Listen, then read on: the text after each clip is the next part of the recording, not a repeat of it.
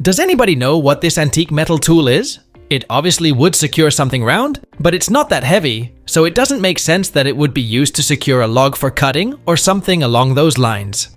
It adjusts slightly for height on the foot. It is not marked, with a height of about 14 inches and a width of 7 inches. It weighs just 1 pound 10 ounces. It came from the estate of someone that had a lot of musical equipment, but mostly pianos and record players. No matches for me using a Google search. Could it have a musical use? It's a 19th century clock movement test stand, used for repairing and regulating clock movements after the repair work is done. This particular one has clamps, so mounting a movement is very easy since each clamp has a center horizontal groove. The movement would fit in the middle, and it is adjustable to accommodate different sizes of movements. The adjustment on the foot is to adjust the tilt of the clock stand if you're on an uneven surface. I have one the same. What is this clear acrylic with a hole through the middle? It came in a box of random Christmas odds and ends from a tag sale. About 2 inches across and heavy for its size. Someone suggests it's part of a lighting set, but it seems too large and too heavy for that purpose. Any ideas? It's a candle holder. My parents had a set. It's missing the metal insert that the candle would nest in. They were popular in the 1960s to the 80s and were made by Horchow in Italy. What is this odd scissors used for? It has 3 blades and 1 hinges on the other.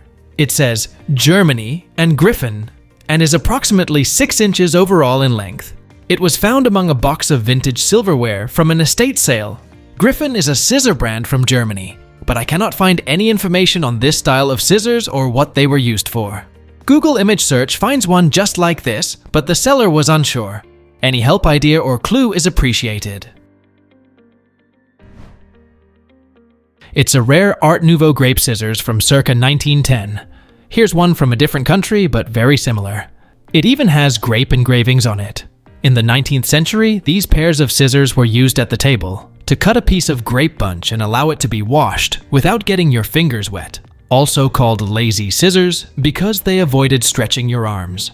The smaller scissors part is for cutting grapes from the bunch. The larger part is for grabbing the bunches or whatever for serving.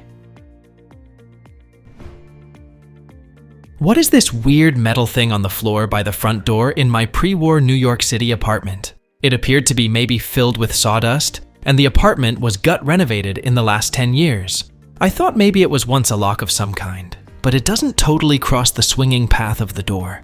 It's made of metal, or maybe really dark wood, and is maybe only an inch or 2. Any ideas? It's the floor socket for a Fox police lock. These locks were manufactured since 1907 by the Fox Police Lock Company of New York, and they were common in New York apartments throughout the 1940s to 70s, and they are still commonly found in older homes. Fox police locks were used to offer protection, which was said to be one of the best.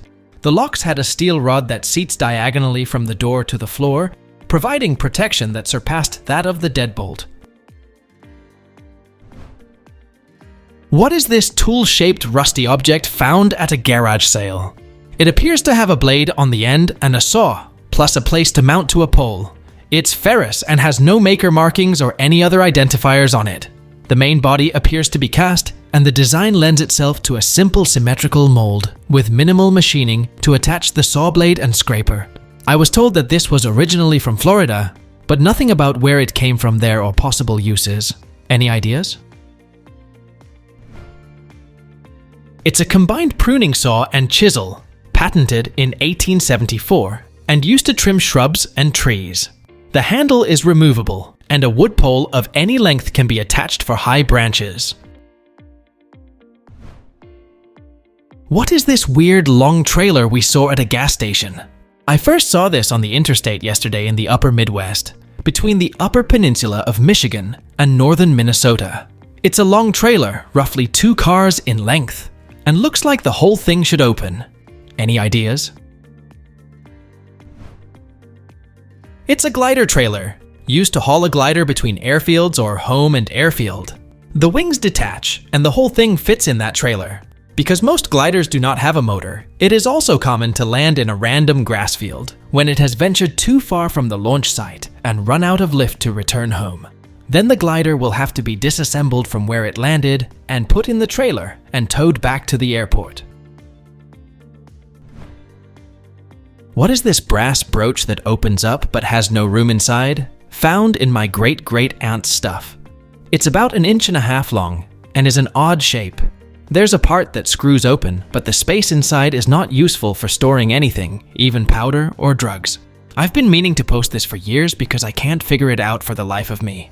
What is this thing? It's a rare 1950s perfume atomizer brooch in the style of a bug sprayer. It was a promotional piece and was manufactured by J.W. Company for the 1950 movie Father of the Bride. Elizabeth Taylor wore an identical pin in the movie.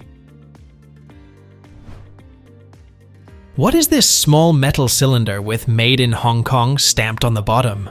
It doesn't appear to open and is threaded on one side. It feels hollow and empty and might be made of stainless steel or a similar shiny metal. Whatever the item connects to wasn't found with it. It may relate to leather working or guns. Any idea what it is for? It's a waterproof match safe, reproduced from an original 1900 patent, used for holding matches when you're camping. The ring down by the thread slides towards the opposite end. You tilt it on the end away from the threads to open. Way back around 1979 or so, I got one of these from my dad for camping with my scout troop. What are these wooden sticks about 6 inches long with various angled grooves? I found it in an elderly woman's possessions in Durham, England. There are B and C clearly inscribed, as well as what appears to be H and H, kind of crudely scratched on one side. Possibly the initials of previous owners, but I have no additional info. They seem to have 2 different styles of heads, one that looks round and the other is more hook-like. Does anyone ever come across one of these before? Please let us know down in the comments. Thanks for watching. Let's make life fun.